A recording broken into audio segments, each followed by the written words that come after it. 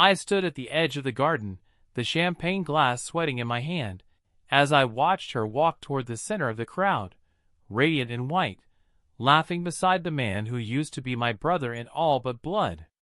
It was her engagement party, and my best friend was the groom-to-be. Everyone clapped when he got down on one knee, even though the ring was already on her finger. It was just for show, for the photos, the likes, the fairy tale. She caught my eyes for a split second. I wondered if she flinched, because I knew something they didn't. They thought they were celebrating a future. But this party? It was just the calm before the storm. And I was the storm. Because just 6 months ago, she was crying in my arms, begging me to save her life. And I did. But while I was busy helping her, she was already plotting with him. So go ahead, raise your glasses. Laugh while you can. Because by the time this night is over, everyone here will know the truth. Let me back up. My name is Jackson Reed, and if you told me a year ago that I'd be standing in the middle of an engagement party for my ex and my best friend, plotting the kind of revenge most people only dream about, I would have laughed in your face. Because I wasn't built for revenge. I was the good guy, the helper, the guy who showed up early, stayed late, gave second chances, and carried everyone else's burdens. If someone was in trouble, I was the first person they called. I liked it that way. I liked being dependable. That was the version of me they all loved and took for granted. But that version of me died the night Emily betrayed me. The night Mason crossed a line you don't come back from. And what rose from the ashes wasn't just stronger, it was smarter, colder, and far more dangerous. But none of this makes sense without the beginning. So let me tell you how it started. They say you never really know someone until you've either fought beside them or suffered because of them. In my case, it was both. Her name was Emily Harper. And when we met in college, I didn't just fall for her, I plunged. Head first. No helmet. No backup plan. She wasn't the loudest in the room. She didn't wear flashy clothes or plaster herself across social media. She had this quiet strength, the kind that made you lean in when she talked. A presence that drew people in without even trying. We met in sophomore year during a dry ethics lecture. I made some dumb remark about how ironic it was to talk about integrity when half the class had last night's answers saved on their phones. She laughed. Not one of those fake, polite laughs either, a real one. The kind that warmed something inside me I didn't even know was cold. After that, we kept running into each other, at the library, in the coffee shop, late-night study groups.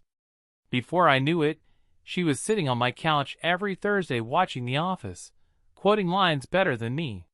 She became a fixture. Not just in my apartment, but in my life.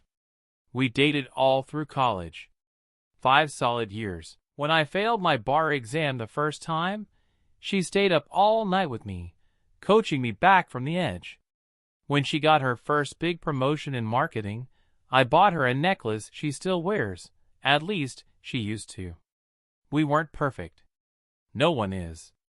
We had fights, insecurities, cold silences that lasted hours. But we had history. We had shared goals.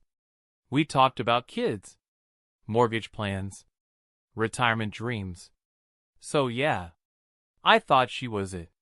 My forever. And then there was Mason Lake, my best friend since we were 9. We met on the first day of school, when a bully shoved me face first into a sandbox. Mason walked right up and socked the kid so hard he lost 2 baby teeth. We were glued together after that. Through elementary, middle school, high school, side by side. I was the quieter one, the thinker. Mason was the loud one, the fighter. We balanced each other. He crashed on my couch during his parents' divorce. I was the one who gave his eulogy when his dad passed away. He wasn't just my best friend. He was my brother. When Emily came into my life, Mason embraced her instantly. He called her sis.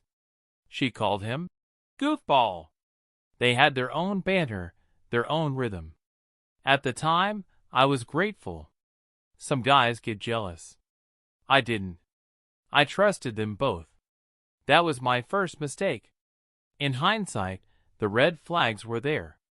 The way they texted more often than I thought was necessary.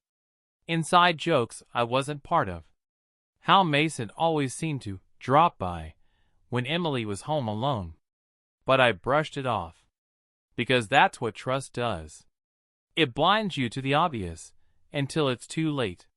And then, one night, it all shifted. Emily called me around midnight. Her voice was trembling. She was crying so hard she could barely speak. She said she was in trouble. Big trouble. And she didn't know who else to call. So I did what I always did. I dropped everything and ran to her. The phone rang just after midnight. I was half asleep on the couch, still in a dress shirt from a late client meeting. When I saw Emily's name on the screen, I sat up straight. She never called that late unless it was serious. Her voice was shaking. Jax, I messed up. I didn't know who else to call. I was already grabbing my keys. She said she was at some upscale bar downtown, one of those sleek rooftop places with overpriced cocktails and underdressed drama. When I got there, I found her in the parking garage. She was curled up on the curb near her car, makeup streaked, holding her phone like it was the only thing keeping her grounded. Without thinking, I dropped to my knees beside her. Are you hurt? She shook her head. Did someone touch you? Another shake. Okay. Just breathe. Tell me what happened. That's when she confessed. Apparently she'd gotten tangled up in something at work, something shady. Her boss, a manipulative sleazebag named Clay Anders, had pressured her into helping him forge a series of marketing analytics reports. She didn't think it was a big deal at first, just changing numbers on spreadsheets to impress the board. But now the company was being audited. And Clay was already hinting that if the house of cards collapsed, she'd be the fall girl. I didn't mean for it to get this bad, she whispered. I was scared. He said I'd lose everything. My job, my reputation, you. I looked her in the eyes and said something that haunts me now. I'll fix this for you. I wish I hadn't. I wish I'd paused, thought about it, asked questions. But that wasn't who I was.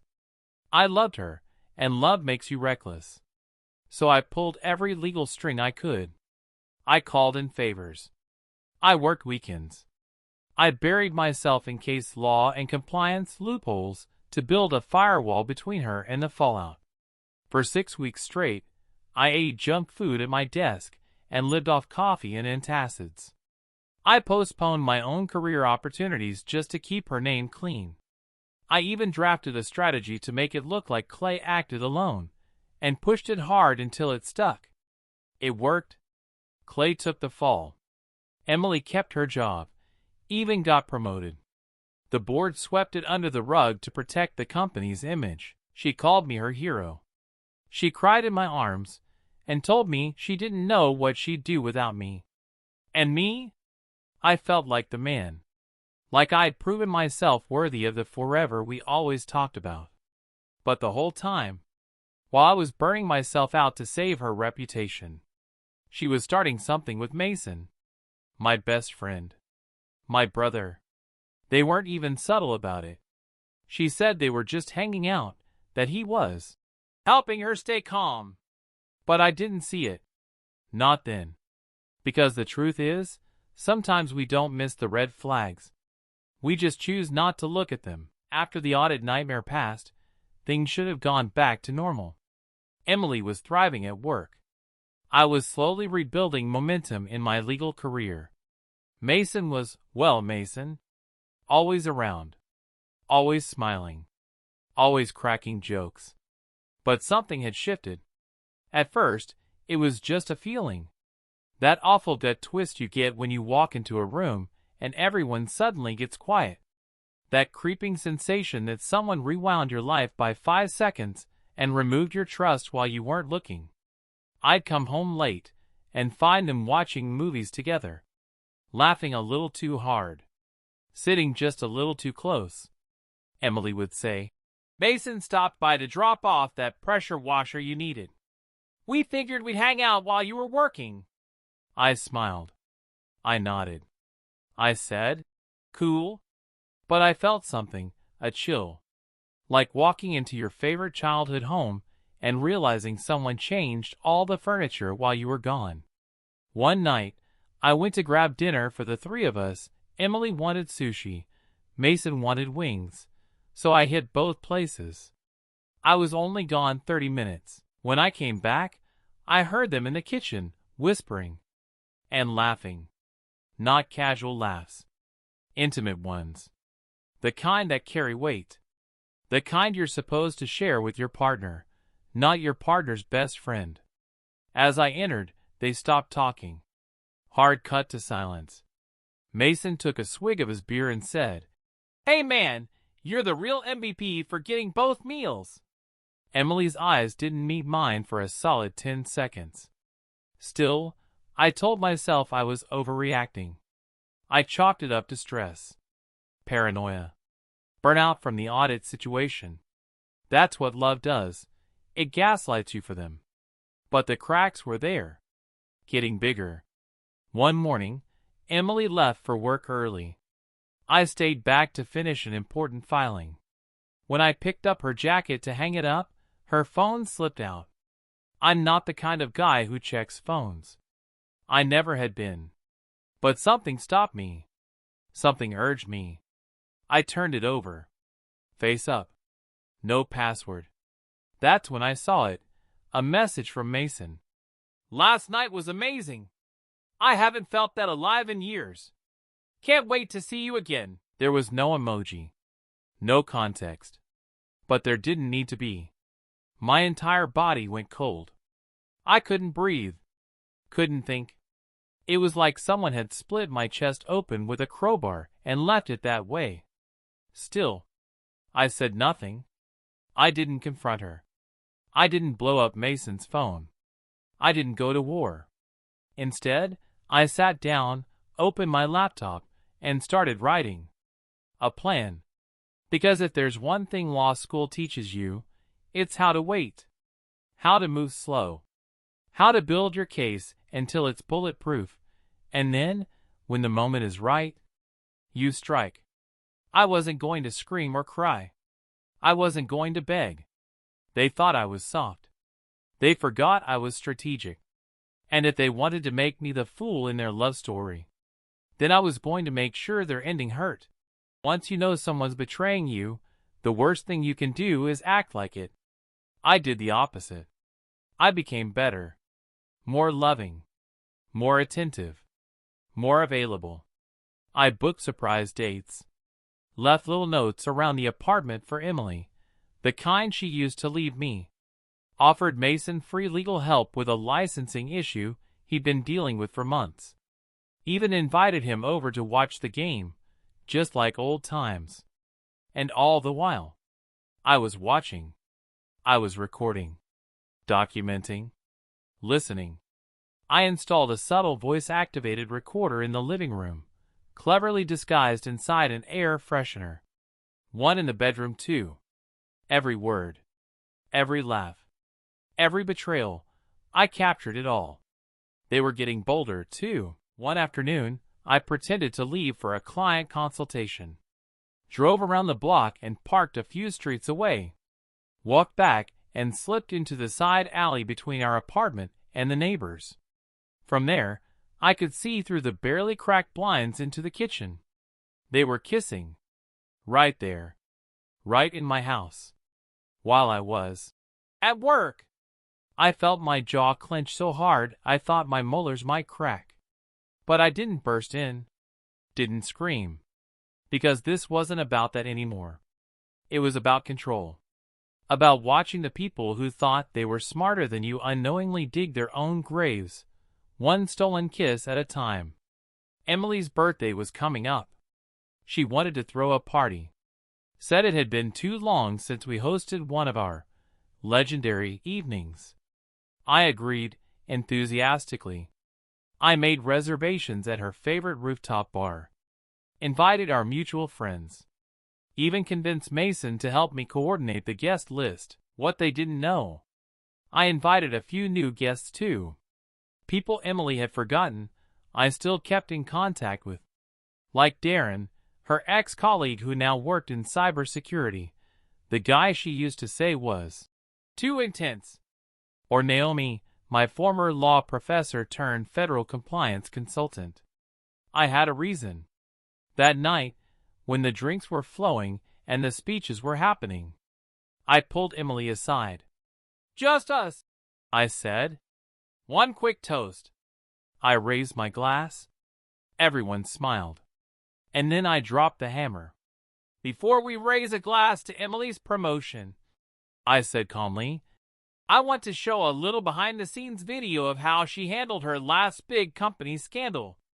The screen lit up. Hidden camera footage. Voice recordings. Emily whispering to Mason about how she faked innocence. How Clay took the fall. How she knew I'd do the dirty work for her. And how Jax always wants to be the hero. Let him. The room went dead silent. Emily's face drained of color. Mason tried to grab the remote. Too late. I turned to the crowd and said, "And if you thought that was good, wait till you see the deleted messages between these two lovebirds." Everyone stared. Phones came out. Screenshots flew. Mason's girlfriend slapped him in front of everyone. Emily looked like she might pass out. And me? I smiled. The best part? That wasn't even half of what I had planned. Because revenge, real revenge, isn't about humiliation. It's about consequences. The party was only the beginning. Emily and Mason thought the worst had already happened. Public embarrassment, whispers, stares, their carefully crafted reputations turning into memes overnight. But I was just warming up. Because while they were busy spitting damage control stories to their circles, I had already launched Phase 2. First, I sent an anonymous tip to Emily's company's internal compliance board. Every audio file, every message, every screen recording showing her admitting to falsifying data and coercing Clay into taking the fall. With exact timestamps. With full context. I even included a neatly structured outline of how the evidence aligned with the company's ethics violation clause and SEC reporting mandates, thanks to Naomi's legal expertise. The board couldn't ignore it. It was too precise. Too damning. Emily was called in within days. By the end of that week, she was suspended without pay pending an investigation. 2 weeks later terminated. Publicly. And under scrutiny from federal regulators. But that was just her job. Mason was next. See, Mason had just launched his startup, a flashy app that was getting buzz in the venture capital world. What no one knew was that he'd used my legal templates and personal intellectual property as part of his framework. I'd given them to him back when we were close, as a favor, trusting him not to abuse them. But guess what? He did. So I filed a cease and desist, followed by a full lawsuit for unauthorized use and breach of trust. Investors don't like lawsuits, especially not ones with screenshots and timestamps. Funding dried up. Partnerships pulled out. The app crashed and burned in less than a month. I made sure it happened quietly, not flashy like the party. Just collapse. Now, let's talk personal consequences. Emily's apartment? The luxury one she bragged about on Instagram? It was in my name. I co-signed for her when her credit was shaky. She never updated the paperwork. So I gave her 30 days notice. Legally binding. No loopholes. She tried to fight it. But the lease terms were airtight. She was out by day 29, crying on the front step. As for Mason, his girlfriend dumped him. His reputation in our friend group? Trashed. His own family, especially his younger brother, who idolized me, called to apologize for him. But I wasn't finished yet. I wanted them to feel it, to live in it. So I started living my best life, loudly. I posted pictures of my promotion, my move into a beautiful condo downtown, and, soon after, my new girlfriend. A woman who was smart, kind, funny, and had absolutely no baggage. Emily watched it all. I know because she started texting. Little things at first. "Hey, how have you been? I saw your article in Forbes. Proud of you." Then, "Can we talk?" I never replied. But one day, I ran into her by chance. At a bookstore. She looked tired. Older. Sad. She forced a smile and said, "Guess I deserved everything that happened." I just nodded. "Did you ever love me?" she asked. I looked her in the eyes. "I loved who I thought you were." And I walked away. Revenge tastes sweet at first. Like biting into a ripe, juicy fruit after months of starvation. But it's not always what you think it is. After Emily and Mason's worlds collapsed, after the lawsuits and terminations, after the eviction notices and social exile, I sat alone in my new condo one rainy evening and asked myself a question. What now? I had spent months plotting every move, every trap, every piece of evidence carefully placed like chess pieces on a board. I had won. Or so I thought. But winning doesn't erase the pain.